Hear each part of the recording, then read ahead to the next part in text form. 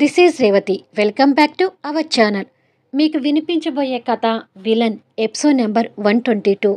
కథను రచించిన వారు నక్షత్ర గారు. తన పర్మిషన్తో ఈ కథను మీకు అందిస్తున్నాను. ఇక కథలోకి వెళ్దాము. నన్ను చంప మీద కొట్టి వెళ్ళినాక నన్ను మళ్ళీ కలిసిందే లేదు. అసలు ఏమైంది అభి? ఏంటి నువ్వు కొత్తగా కనిపిస్తున్నావు అని అడిగింది దివ్య. కొత్తగా ఏమీ లేదు, నేను ఎప్పటిలాగానే ఉన్నాను అన్నాడు సంజు గురించి మనసులో ఉన్న బాధని దిగమింగుకుంటూ. లేదబి, నువ్వెందుకో కొత్తగానే కనిపిస్తున్నావు. నీకోసం ఎన్నిసార్లు ఫోన్ చేస్తానో తెలుసా? ఒక్కసారి కూడా రెస్పాండ్ కాలేదు అని అంది బాధపడుతూ. నీ కాల్స్ చూసి చివరికి నేనే కదా నీకు కాల్ చేసి పార్కులో కలుద్దామని చెప్పింది అని అన్నాడు అభి. చేసావులే పెద్ద గొప్ప. నేను ఎన్నిసార్లు చేస్తే నువ్వు ఒక్కసారి చేశావు. అసలు నన్ను కొట్టినందుకు నీతో మాట్లాడకూడదు అనుకున్నాను, కానీ మాట్లాడకుండా ఉండలేక నీకు ఫోన్ చేస్తే నువ్వేమో మొహం చాటేశావు అని కన్నీళ్ళు పెట్టుకుంటూ చెప్తుంది. ఇప్పుడు ఎందుకు అలా కన్నీళ్ళు పెట్టుకుంటున్నావు? నేను కొట్టినందుకు సారీ అన్నాడు. పో, నీ సారీ నాకేమీ వద్దు అని అంది అలాగే ఏడుస్తూ. అభి మనసులో ఉన్న ఆలోచనల్ని కొంచెం పక్కకు పెట్టి ఎదురుగా ఉన్న దివ్య మొహాన్ని చేతిలోకి తీసుకొని, నిజమే, నువ్వు అనుమానించింది కరెక్టే. నేను కొంచెం కొత్తగానే ఉన్నాను. వేరే విషయం మీద కొంచెం స్ట్రగుల్ అవుతున్నాను దివ్య. అందుకే నీ కాల్స్ లిఫ్ట్ చేయలేకపోయాను అని అన్నాడు. అంత స్ట్రగుల్ అయ్యే విషయం ఏంటి అని అడిగింది. అభి తన కన్నీళ్ళు తుడిచి, నా స్ట్రగుల్ అంతా మీ అన్నయ్య సంజనకి చేసిన ద్రోహం గురించి అని ఎలా చెప్పను అని మనసులో అనుకొని, అదేదో బిజినెస్కి సంబంధించిందిలే అని అన్నాడు. చూడాబి, బిజినెస్ అన్నాక సమస్యలు వస్తూనే ఉంటాయి, పోతూనే ఉంటాయి. వాటి గురించి ఆలోచిస్తూ నన్ను నిర్లక్ష్యం చేయకు, నేనది భరించలేను అని అంది దివ్య బాధపడుతూ. నిన్ను నిర్లక్ష్యం చేయడమేంటి? అదేమీ లేదు, అలా ఎప్పుడూ అనుకోవద్దు అన్నాడు ప్రేమగా చూస్తూ.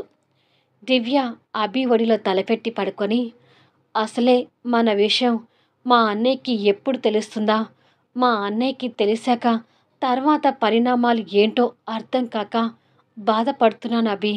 ఇలాంటి టైంలో నువ్వు కూడా నన్ను బాధ పెట్టకు అని అంది. సారీ చెప్పాను కదా, ఇంకెప్పుడు నీ కాల్స్ని నెగ్లెక్ట్ చేయను, బాధపడకు అని తన తల నిమురుతూ అన్నాడు.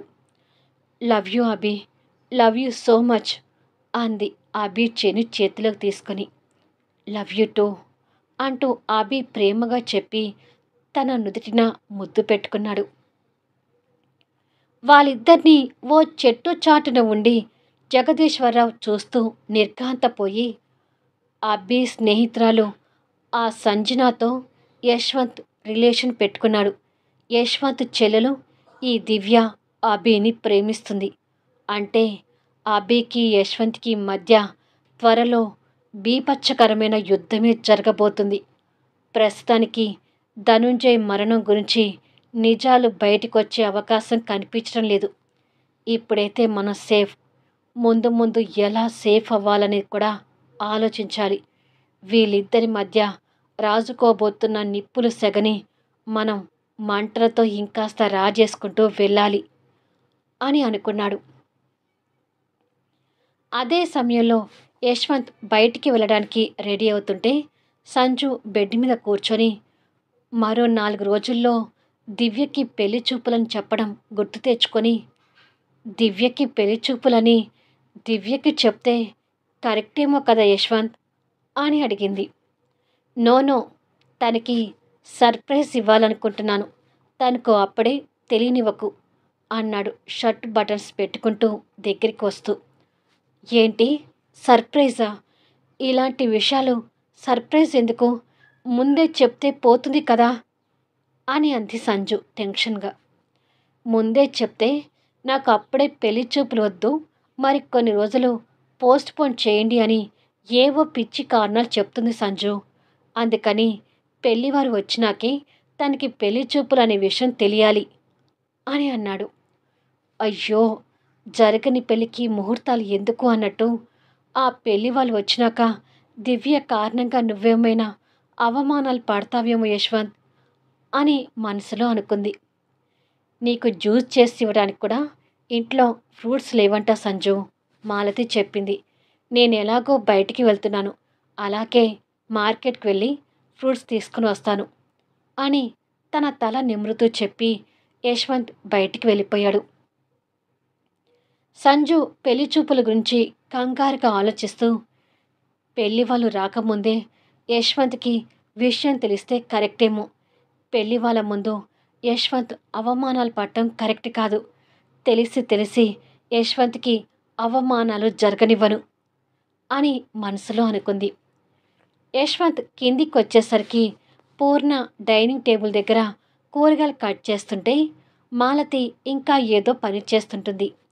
కిందికి వచ్చిన యశ్వంత్ దివ్య కోసం అంతా చూసి, దివ్య కనిపించడం లేదు, ఎక్కడికి వెళ్ళింది మాలతి అని అడిగాడు. తను ఎక్కడికి వెళ్ళిందో మాలతికి తెలియక పూర్ణ గారి వైపు చూసింది. రోజు వాళ్ళ ఫ్రెండ్ సాహితిని కలవడానికి వెళ్తుంది కదా, ఇవాళ కూడా అక్కడికే వెళ్ళింది అంది పూర్ణ. అది నిజమేనేమో అనుకొని సరేలే అని నిర్లక్ష్యంగా వదిలేసి, ఫ్రూట్స్ ఏమి లేవన్నావు కదా, నేను తీసుకొని వస్తాను, ఈలోపు సంజుకి కాఫీ పాలు ఏవైనా తీసుకుంటుందేమో అడిగి తీసుకువెళ్ళి ఇవ్వు అని చెప్పి యశ్వంత్ బయటికి వెళ్ళిపోయాడు. అబ్బా, ఆవిడ గారికి ఏదో రోగం వచ్చినందుకు ఏమి కేరింగ్ చూపిస్తున్నాడు అని మనసులో ద్వేషాన్ని ప్రదర్శించుకుంటుంది పూర్ణ. యశ్వంత్ ఓ సూపర్ మార్కెట్ ముందు కార్ ఆపి ఆ మార్కెట్లో ఫ్రూట్స్ చూస్తున్నాడు. అదే మార్కెట్లో దివ్య ఫ్రెండ్ సాహితి కూడా ఉంది. యశ్వంత్ ఫ్రూట్స్ తీసుకుంటూ అనుకోకుండా షాపింగ్ చేస్తున్న సాహితిని చూశాడు. ఇదేంటి, ఈ అమ్మాయి ఇక్కడ ఉంది, తనతో పాటు దివ్య కూడా ఉందా అని అనుకొని దివ్య వచ్చిందేమోనని చూశాడు. కానీ సాహితి వాళ్ళ పేరెంట్స్తో కలిసి కనిపిస్తుంది. దివ్య సాహితిని కలవడానికి వెళ్ళిందని చెప్పింది కదా, మరి దివ్య తన దగ్గర లేదేంటి అని అనుకొని దివ్యకి ఫోన్ చేస్తున్నాడు. పార్కులో అభి ఒడిలో పడుకొని దివ్య నవ్వుతూ ముచ్చటిస్తూ ఉంటుంది. అభి కూడా ఆ క్షణం తనతో నవ్వుతూ మాట్లాడుతూ తన తల నిమురుతూ ఉన్నాడు. సడన్గా వాళ్ళ అన్నయ్య దగ్గర నుంచి కాల్ వచ్చేసరికి గబుక్కున లేచి కూర్చొని, అమ్మో మా అన్నయ్య నాకు కాల్ చేస్తున్నాడు అని అంది. టెన్షన్ పడకుండా నార్మల్గా మాట్లాడు అన్నాడు అభి. సరే అని చెప్పి కాల్ లిఫ్ట్ చేసి, హలో అన్నయ్య అని అంది. ఎక్కడ ఉన్నావు దివ్య అని నార్మల్గా అడిగాడు యశ్వంత్. అది నేను సాహితీతో ఉన్నాను అన్నయ్య, తాను నేను కలిసి మాట్లాడుకుంటున్నాము అని తడబడుతూ చెప్పింది. ఎదురుగా సాహితీ కనిపిస్తూ ఉంటే చెల్లెలు మాటలు విని యశ్వంత్ షాక్ అవుతున్నాడు. దివ్య ఇంకా యశ్వంత్ని నమ్మించాలనే ప్రయత్నం చేస్తూ, సాహితీ ఇప్పుడే స్నాక్స్ తెచ్చి ఇస్తే తింటున్నాను అన్నయ్య, కాసేపట్లో బయలుదేరుతాను అంది. చెల్లెలు అలా అబద్ధాలు చెప్తుంటే యశ్వంత్ హృదయం ముక్కలవుతూ ఫోన్ పెట్టేశాడు. యశ్వంత్ ఫోన్ పెట్టగానే ఇక్కడ దివ్య రిలాక్స్ అవుతూ, అమ్మయ్యా, అన్నయ్యకి ఏదో ఒకటి చెప్పానులే, ఇక భయం లేదు అని అంది.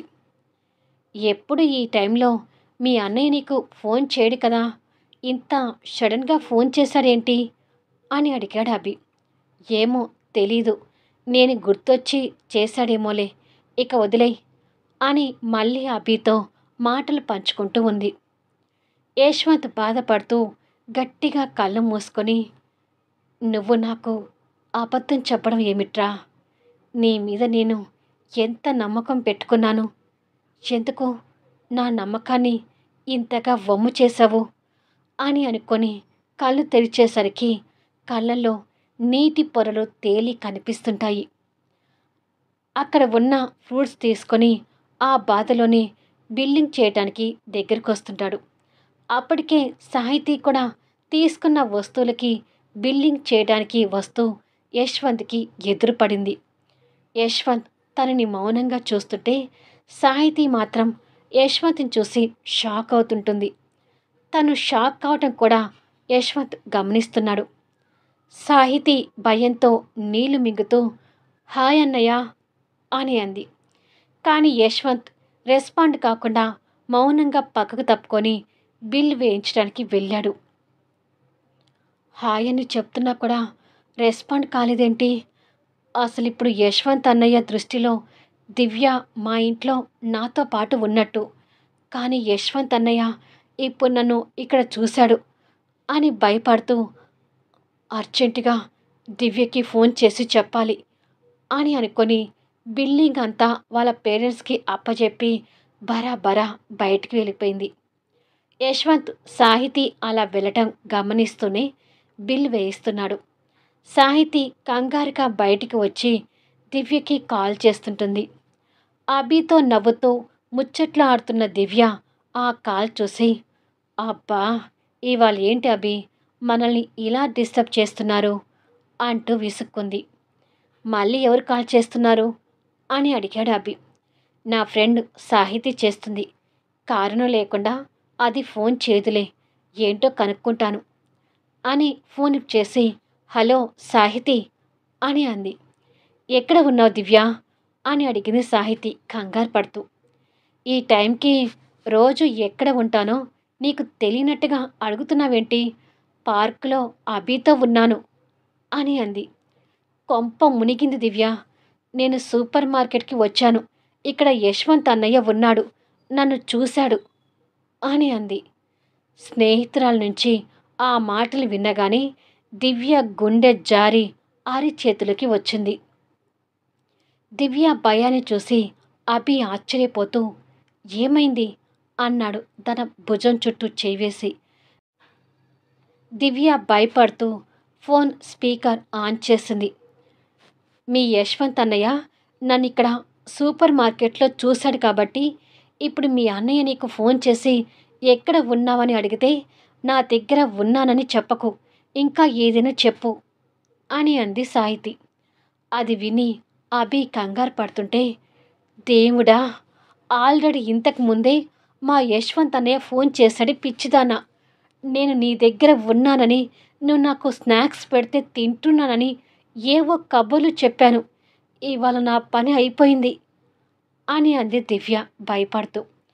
అమ్మ బాబోయ్ అవునా అంది సాహితీ తను కూడా కంగారు పడుతూ. ఇవాళ నా పరిస్థితి ఏంటో అర్థం కావడం లేదు. సరేలే ఫోన్ పెట్టే అని చెప్పి దివ్య ఫోన్ పెట్టేసి భయంతో చేతులు పీసుక్కుంటూ ఉంది. దివ్య టెన్షన్ పడటం చూసి అభి బాధపడుతూ వర్రీ అవ్వకు దివ్య, ఎప్పటికైనా మన విషయం మీ అన్నయ్యకు తెలియాల్సిందే కదా అన్నాడు అభి. ఇప్పుడు ఇంటికి వెళ్ళాక మా అన్నయ్యకి ఎలా మొహం చూపించాలో తెలియడం లేదు అభి. పైగా అన్నయ్యకి ఇప్పటికిప్పుడు నేను అబద్ధం చెప్పాను. అన్నయ్య ఎంతలా ఫీల్ అవుతున్నాడో ఏమో అని అంది కన్నీళ్ళు పెట్టుకుంటూ. ధైర్యంగా ఉండు దివ్య, భయపడకు. ఎంతవరకైనా తెగిస్తాను, నన్ను సాధించుకుంటావనే ధైర్యంతోనే కదా నువ్వు ప్రేమలో పడి నన్ను కూడా ప్రేమలోకి దింపింది. ఆ నమ్మకంతోనే ఇప్పుడు కూడా ఉండు అని దివ్యకి ధైర్యం చెప్తుంటాడు అభి. కానీ ఆ క్షణం ఎంతమంది ఎవరు ధైర్యం చెప్పినా తన గుండె వేగం తగ్గటం లేదు. ఇక్కడ సాహితీ ఫోన్ పెట్టేసి పక్కకు తిరిగేసరికి ఎదురుగా యశ్వంత్ ఉన్నాడు. అంటే ఆ మాటలన్నీ విన్నాడని సాహితీకి అర్థమై గిల్టీగా తలదించుకొని సారీ అన్నయ్య అని అంది. ఎందుకు సారీ చెప్పడం? తోడబుట్టిన నా చెల్లెలకే లేనప్పుడు నువ్వెందుకమ్మా నాకు సారీ చెప్పడం అని బాధగా అని ఇంకేమీ మాట్లాడకుండా ఫ్రూట్స్ కవర్ తీసుకొని కార్ దగ్గరికి వెళ్ళిపోయాడు. ఆ ఫ్రూట్స్ సీట్లో పక్కకు వేసి కారు స్టార్ట్ చేసుకొని వెళ్తున్నాడు. యశ్వంత్ డ్రైవ్ చేస్తూ వెళ్తుంటే ఒక నైట్ అంతా దివ్య ఇంటికి రాకపోవడం, సాహితీతో కలిసి పార్టీలో ఉన్నానని చెప్పడం, మరుసటి రోజు తలకి దెబ్బ తగిలించుకొని రావటం అన్నీ గుర్తు తెచ్చుకొని చెల్లెల మీద కొంచెం నమ్మకం కోల్పోతూ, నా చెల్లెలు ఎలాంటి తప్పు చేయలేదు కదా అని అనుకొని, నో, నా చెల్లెల మీద పూర్తిగా నమ్మకం పోగొట్టుకోలేను. దివ్య ఇలా అబద్ధాలు చెప్తూ బయటికి వెళ్తుంటే తన మనసులో ఎవరైనా ఉన్నారేమో కానీ తప్పు మాత్రం చేసి ఉండదు. ఆ రాత్రి కూడా ఏదో జరిగి ఉంటుంది కానీ నా చెల్లెలు ఎలాంటి తప్పు చేయదు. స్వామి, నా చెల్లెల గురించి వినకూడనివి ఏవి కూడా నేను వినకూడదు అని అనుకొని దేవుణ్ణి కోరుకుంటూ ఇంటి ముందు కారాపాడు. బాధని దిగమింగుకుంటూ లోపలికి వచ్చి చేతిలో తీసుకొచ్చిన ఫ్రూట్ కవర్స్ని అక్కడున్న డైనింగ్ టేబుల్ మీద పెట్టి, మాలతి, సంజుకి జ్యూస్ చేసి ఇవ్వు అని ర్యాష్ వాయిస్తో కేక వేసి చెప్పాడు. అది వింటూ దివ్య అప్పుడే బయట నుండి లోపలికి వచ్చింది. మళ్ళీ నెక్స్ట్ వీడియోలో కలుద్దాం. ఇప్పుడు అన్న చెల్లెల మధ్య ఏం జరగబోతుంది? దివ్య ఉన్న విషయం యశ్వంత్కి చెప్తుందా? దివ్య పెళ్లి చూపుల టైంకి యశ్వంత్కి అన్ని విషయాలు తెలుస్తాయా? ఎప్పటికప్పుడు ఇంట్రెస్టింగ్గా సాగే కథా వీడియోస్ని మిస్ కాకుండా చూడండి. కథ నచ్చితే దయచేసి లైక్ చేయండి, కామెంట్ షేర్ చేయండి, సబ్స్క్రైబ్ చేసుకొని ఛానల్ షేర్ చేస్తూ సపోర్ట్ చేయండి. Thanks for listening.